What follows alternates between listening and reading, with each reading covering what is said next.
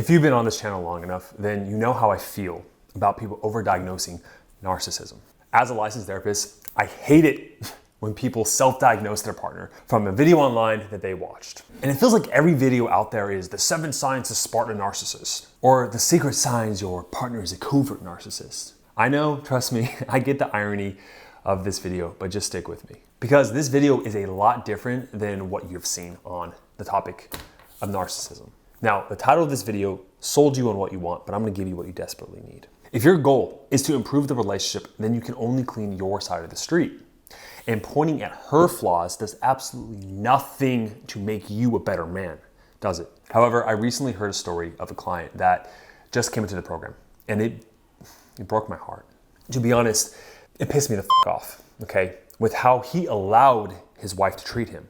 So for the few of you that are really dealing with this, I want you to know if she's actually a narcissist, so you can learn what boundaries are and how to appropriately draw them around her behavior. Because if you don't, then you will allow her to continue to abuse you, to allow her past trauma to bleed all over you, and you'll just take it because deep down, you think you deserve it. So in this video, I'm gonna share with you 10 things that your wife does that is narcissistic. And at the end, I will teach you how to draw boundaries around those behaviors to stop the abuse and to start respecting yourself again.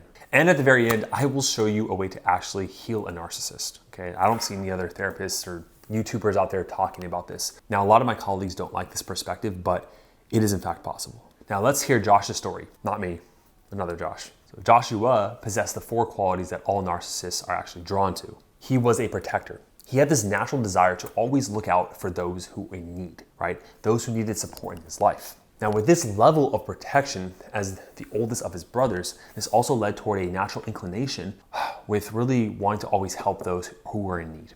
You see, Josh was bullied as a kid, and so he always fought for the underdog because he saw himself in the needy people. Josh was also a man of integrity. When Josh said he would commit to something or someone, he meant it.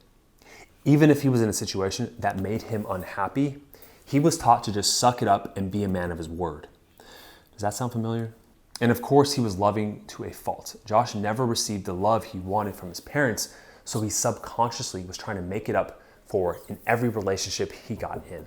You can see how a loving, helpful protector full of integrity is a perfect disaster and a recipe for what a woman who is self-righteous and emotional, actually an emotional vampire, how she can suck, leech, and just devour that.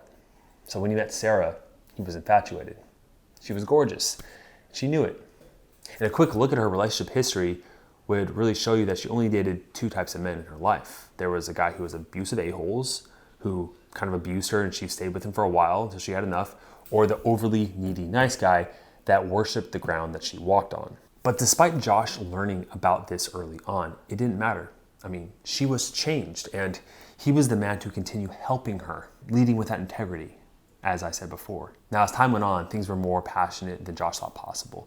She would say all the right things to him in the beginning of the relationship. You don't mind that I'm like super affectionate, right? I just can't help myself around you. Oh my God, I love sex, by the way. I just can't get enough of you and just, you're the best sex I've ever had. As a man who didn't get that much physical affection growing up, he was, well, higher than a brand new heroin addict, to be honest. So then one day they went out for a drink, Sarah and Josh. Josh went to the bathroom to only come back and see a man talking to her at the bar. Now his heart dropped, but he cooled off thinking she must know the guy. So Josh walked up to the guy, introduced himself, and the guy gave him a smug look and just walked away. Now he asked her how she knew him and she said she didn't. She was just being friendly and saying hi. He came up to her. Now Josh didn't want to act jealous, but the whole night the guy was staring at her and he saw them talking again by the bathroom. Now, Josh walked up to her and decided to tell her how it made him feel uncomfortable, and immediately she got angry. How could you? I'm not doing anything wrong. What is wrong with you? Josh was thrown back. He didn't mean to offend, but he was only sharing how he felt. Eventually it was dropped, but that was the first sign of the narcissist, by shifting the blame. Now, shifting the blame is the first sign. The rest of the signs, I'm not gonna go and explain them, but with shifting the blame is a really common trope for a lot of narcissists, that when you put the responsibility on them, because they are insecure in themselves, they want to shift the blame to make themselves not feel guilty. Now, a few weeks went by and Sarah was randomly mad at Josh one day when he asked at first why she was silent, and then she said nothing. And then after some pressing, she opened up about how she doesn't like that Josh had girls as friends. Now, Josh said it was completely platonic, and Sarah said she knows that the girls want him. Now, she threatened to leave if he didn't stop hanging out with his girlfriends. Josh thought it wasn't fair, but he loved her too much to fight, so he kind of just complied. She even got mad that he had his own hobbies. Second sign.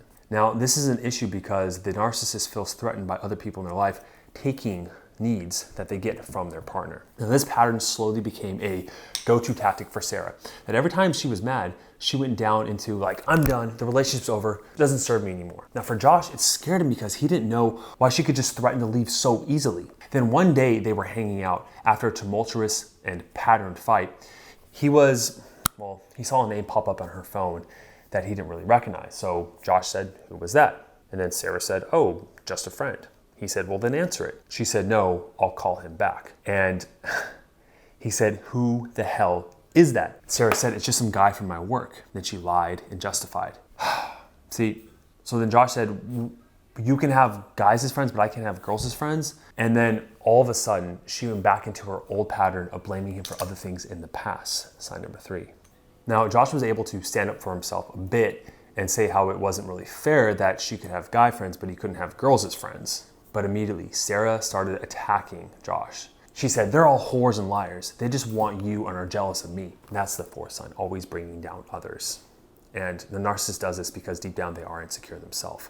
But at that point, Josh had enough. As much as he loved her, he couldn't be with her anymore. Sarah felt Josh slipping away, so she used one of the tools that always works: sex. It was her way of sinking her claws back into Josh to make him hooked again. And it always worked. And that's the 5th sign, by the way. It's giving affection as a tool, or sex bombing. Now, laying down in bed, Josh was thinking, has she ever said she's sorry? It just popped in his mind. So he showed her this video about women apologizing and wanted to have a discussion about it. The reason why it is so hard for women to apologize is that there seems to be a difference in what men and women consider to be the problem. From a man's perspective, the problem is some behavior for which he believes the woman to be at fault. And as a consequence of that behavior, he is now angry and upset. The behavior is the problem, and the emotional response is the consequence. And in his mind, the solution to this problem is acknowledgement of fault and behavioral change. And I don't think that's how a lot of women see it. From a woman's perspective, the problem is not the identified behavior. The problem is that the man is angry and upset. Immediately, Sarah jumped into her usual routine of shifting the blame, bringing up the past, just deflecting away. Josh paused and simply said, sometimes all I want is some verbal affirmation and praise from you. She never says sorry. She never gives her full praise. And she said, that's just not how I give love. She claimed that it's just part of her life. And Josh was disillusioned. I mean, how did he get here? Why did he allow this treatment? Now, when I spoke to him, he told me something that broke my heart. He said, I think it's good to be with her because she teaches me to love myself. Her not loving me the way I want forces me to either question my own worth or find it within myself.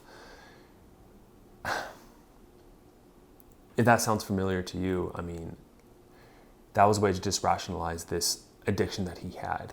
You see, Josh was used to growing up trying to be the healer. Remember, the identity is what caused him to influence his behavior more than anything else. And she gave him that love and that affection. It was like she was a drug to him. That's what a narcissist and the codependent are, is that there's that like high level of sex and love and intimacy, and then that just complete down of that fight, and that up and down is an addictive state for Josh and for the narcissist as well. It is a codependent relationship on each other. And let me show you how to break that.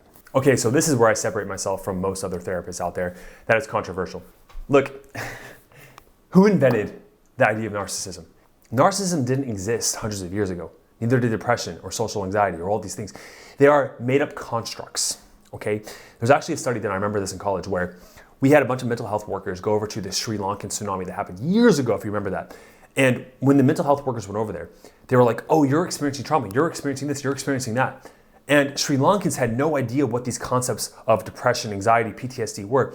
But as soon as we told them what they were experiencing, they showed more of the symptoms, okay?